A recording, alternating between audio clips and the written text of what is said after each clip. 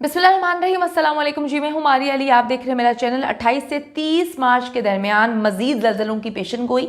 साइंसदानों ने बड़ा दावा कर दिया। नए चांद के बाद बड़े ज़लज़ले के इम्कानात हैं। आप इस ज़लज़ले से बच नहीं सकते हैं। टर्की और पाकिस्तान में ज़लज़लों की प्रिडिक्शन करने वाले साइंटिस्ट का एक हैरान कुन दावा इस वक्त सामने आया है। इस बार ज़लज़ले की शिद्दत 7 तक पहुंच सकती है। ज़लज़ले से बचने के लिए क्या इक़दाम उठाने चाहिए, आज की वीडियो में हम इस पर बात करेंगे।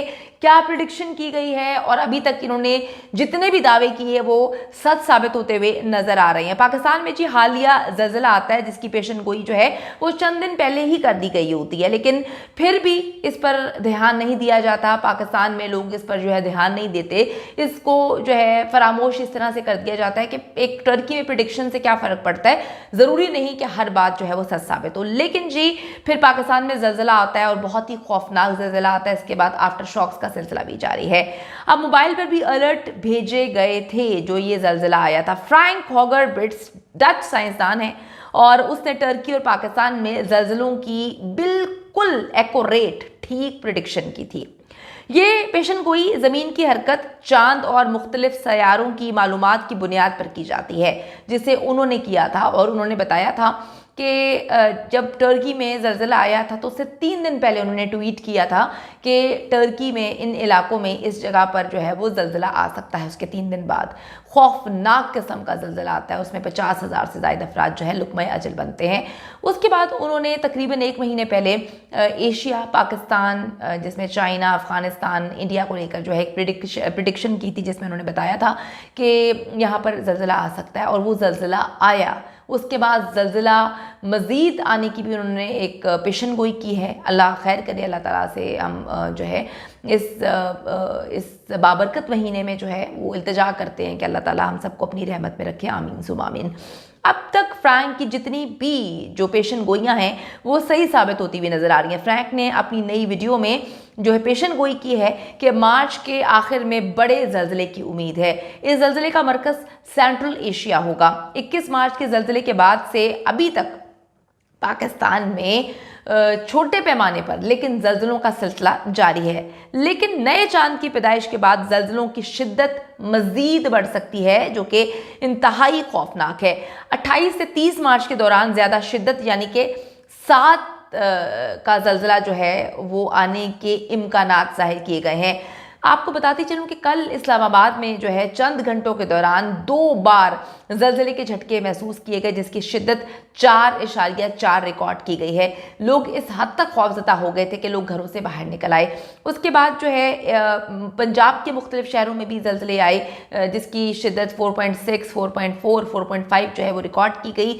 लोग बहुत ज़्यादा खौफ हरास में मुब्तला हो गए थे, लोग डर गए थे और लोग ये उम्मीद कर रहे थे कि अब हमें जो है इस तरह का सामना ना करना पड़े जो कि ट्यूसडे को आने वाले ज़लज़ले में हम लोगों ने किया।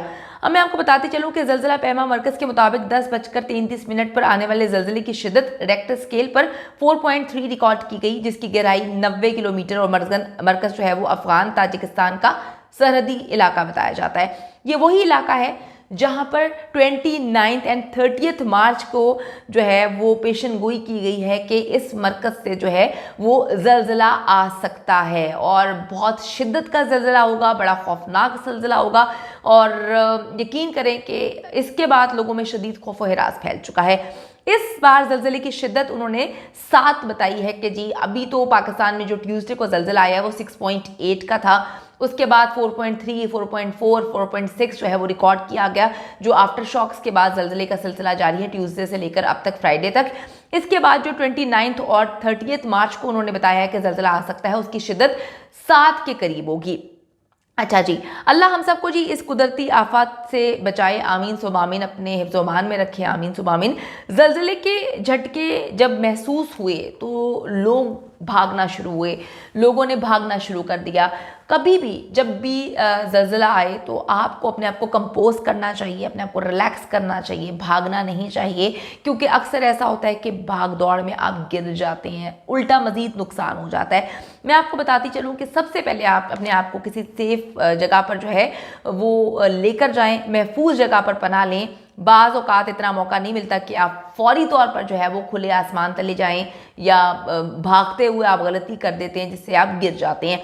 गैस, बिजली और पानी की पाइपलाइन अगर आपके करीब है तो सबसे पहले उसको बंद करें, क्योंकि उसके फटने के इम्कानात बहुत ज़्यादा हो सकते हैं और उससे जो है वो नुकसान ज़्यादा हो जाता है।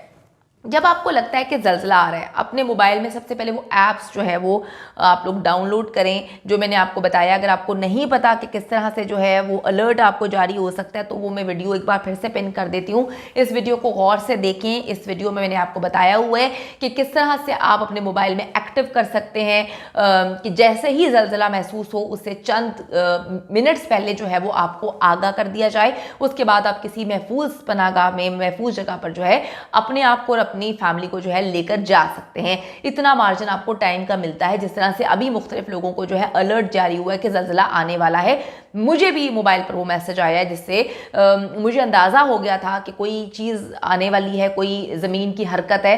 तो मैं उस वक्त जो है गाड़ी में थी और मैंने एक महफूज जगह पर अपनी गाड़ी रोक ली।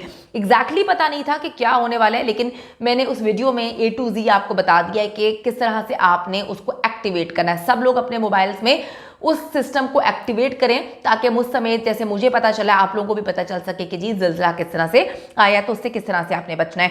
जब ज़लज़ला महसूस हो तो किसी तौर पर जो है अफरा तफरी का शिकार नहीं हो, आप पुरसुकून कंपोज अपने आप को करें। बाहर भागने की कोशिश बिल्कुल भी ना करें, क्योंकि ऊपर से गिरने वाली चीज़ जो है वो ज़्यादा नुकसान पहुंचा सकती है। अगर आप सेहन में हैं तो दीवारों से ज़रा साइड पे हट जाएं ताकि जो है खुदा ना खास्ता अगर वो गिरती हैं तो आपको नुकसान ना पहुंचे। अगर कमरे या इमारत के अंदर हैं, कोने में दरवाजे की चौखट के नीचे जो है वो आके खड़े हो जाएं, सीढ़ियों के नीचे चले जाएं, जबकि बड़ी मेज़ या पलंग जो होता है, बेड होता है, उसके नीचे भी पनाह ली जा सकती है कि खुदा ना खासा ऊपर से कोई चीज़ गिरती है तो आपको थोड़ा सा जो है रिलीफ मिल जाएगा। अच्छा जी, ज़लज़ले के दौरान माचिस की तीली, लाइटर या कोई भी ऐसी चीज़ जिससे शोला निकलता हो वो हरगिज़ जो है इस्तेमाल ना करें। अगर आप गाड़ी में सफ़र कर रहे हैं तो फौरी तौर पर अपनी गाड़ी को एक जगह पर रोक दें और गाड़ी से तब तक बाहर ना निकलें जब तक जो है ज़लज़ला रुक ना जाए। सीढ़ियों से हमेशा दूर रहें, जबकि लिफ्ट में तो बिल्कुल भी सफ़र ना किया जाए क्योंकि वो किसी भी वक्त जैम हो सकती है। आप करीब कोई दरवाज़ा हो, उसकी चौखट के दरमियान जो है वो दोनों हाथ ऐसे करके जो है आप खड़े हो सकते हैं। आपको महफूज जो है बनाया जा सकता है, इस तरह अपनी आप को बचाया जा सकता है। कलमा तैयबा का विर्द जो है वो तो बड़ा इंपॉर्टेंट है। अगर आप गाड़ी में हैं और बिजली की तार गाड़ी पर गिर गई तो आप फ़ौरन बाहर निकलने की कोशिश बिल्कुल ना करें जब तक कोई जो है वहाँ पे तरबियत याफ्ता आपको स्टाफ मदद के लिए नहीं पहुँच जाता। तो अपने आप को जो है वो महफूज रखें। और जो पेशन गोई की गई है, अल्लाह की ताकत तो सबसे बड़ी है, अल्लाह ताला तो कुछ भी कर सकते हैं। तो अल्लाह ताला से दुआ करें कि अल्लाह ताला हमें जो है महफूज रखें, अपने हिफ्ज़ व अमान में रखे। और इन्होंने चांद की पैदाइश के बाद जो 28, 28 और 30 मार्च के दौरान जो इन्होंने प्रेडिक्शन की है, अल्लाह ताला उसको बिल्कुल भी जो है हमारे सर से ये बला टाल दे और पाकिस्तान में इस तरह के खौफनाक ज़लज़ला बिल्कुल भी ना आए। लेकिन उन्होंने भी प्रेडिक्शन की है कि ये 2 दिन बहुत ज़्यादा इम्पॉर्टेंट हैं और इसमें आप लोग बहुत ज़्यादा एहतियात करें।